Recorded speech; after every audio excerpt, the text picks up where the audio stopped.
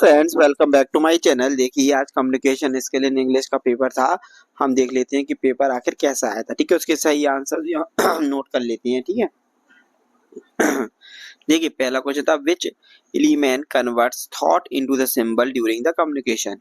तो थॉट्स को सिंबल में थॉट्स को सिंबल्स में कम्युनिकेशन के जब करते हैं तब कौन सा एलिमेंट होता है, तो वो क्या होता है, इसको हम क्या कहते हैं, इनकोडिंग करना। ठीक है।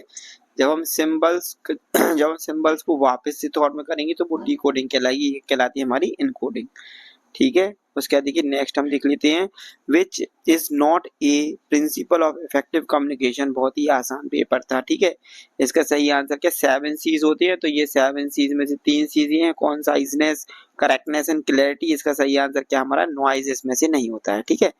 उसके बाद नेक्स्ट था answer the following question in the short. What are the main difference between the formal and informal communication channel.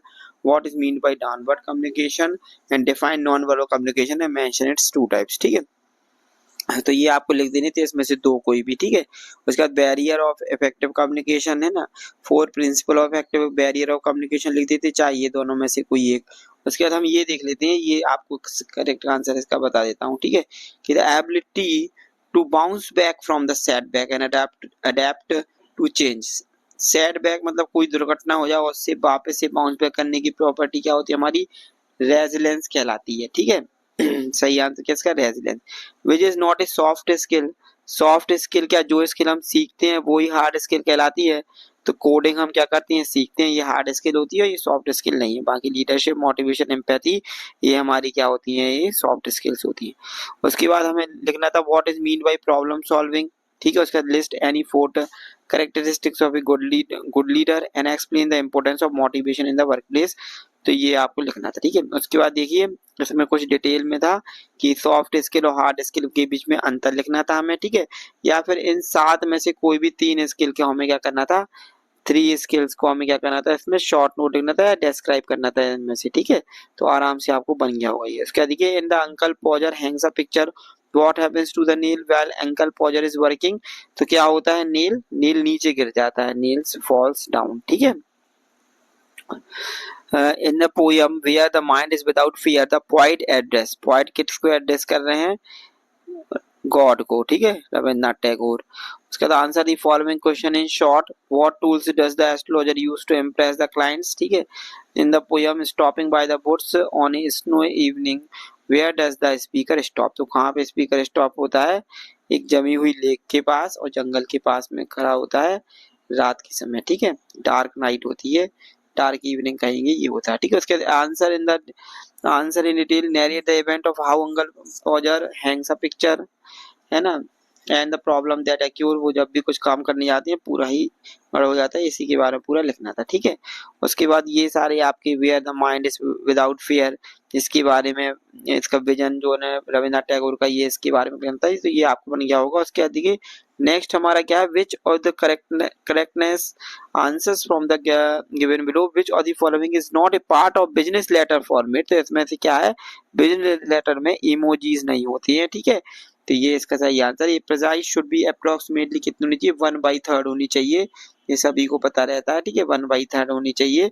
उसके बाद ये पैसेज था, पैसेज के बाद हमारे क्या थे, इसके ऊपर ये क्वेश्चन आंसर थे, है ना, तो ये आपको कर देने थे आराम से।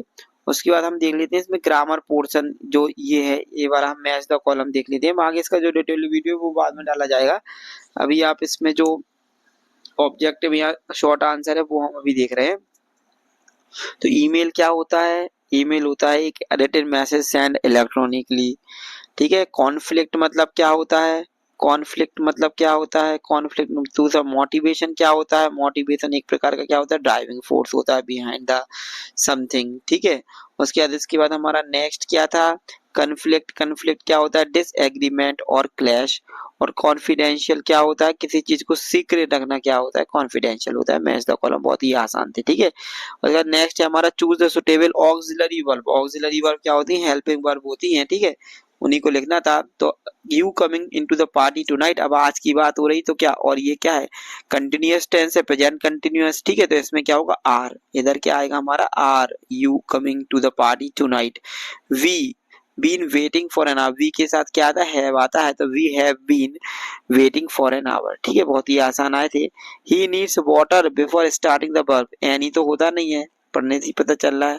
सही आंसर क्या है, he needs some water before starting the work, there is a little sugar, ये क्या होती है, लिटिल शुगर होती है इसमें। ठीक है, little sugar in the jar. उसके बाद next, pick the right one substitute from the given option in the parenthesis. A big careless mistake क्या कहलाती है, ब्लंडर कहलाता है। ठीक है, ये क्या कहलाता है हमारा, blunder. Giving up something important for someone you love, इसके लिए क्या आएगा, सैक्रिफाइस हो जाएगा। ठीक है, उसके बाद नेक्स्ट हमारा क्या है, बीइंग फ्री फ्रॉम कंट्रोल, तो ये क्या है, हमारी फ्रीडम कहलाती है। और लास्ट हमारा क्या था, लास्ट हमारा था storing strong belief in the God, ये हमारा क्या कहलाता है, फेथ मतलब विश्वास कहलाता है। ठीक है, change into the passive voice, उसके बाद पैसिव वॉइस में बदलना था, बहुत ही आसान पेपर था। The teacher is explain the lesson, the lesson is being, क्योंकि प्रेजेंट कंटिन्यूअस तो इसके साथ बीइंग आ जाता है, the lesson is being explained by the teacher. ठीक है, we should respect our children, our elders should be respected by us. ठीक है, उसके बाद द कैट इज हाइडिंग, कहाँ पे, ओवर हाइड करेगी, अंडर, नीचे होगी तो अंडर द टेबल। ठीक है, ये तो गलत था, ये एक्स्ट्रा छप गया था। उसके बाद she is angry at her friend होगा, नहीं विद होगा, विद हर फ्रेंड। ठीक है, तो ये आपकी क्या थी, ये आपका कम्युनिकेशन स्किल का पेपर था। इसका जो डिटेल एनालिसिस है वो भी आपको अगर आगे डाला जाएगा, बाकी आपसे पेपर अच्छा बन गया होगा। बाकी जो अब नेक्स्ट पेपर है हमारा FEEE का, उसके और भी वीडियो डाले जाएंगे।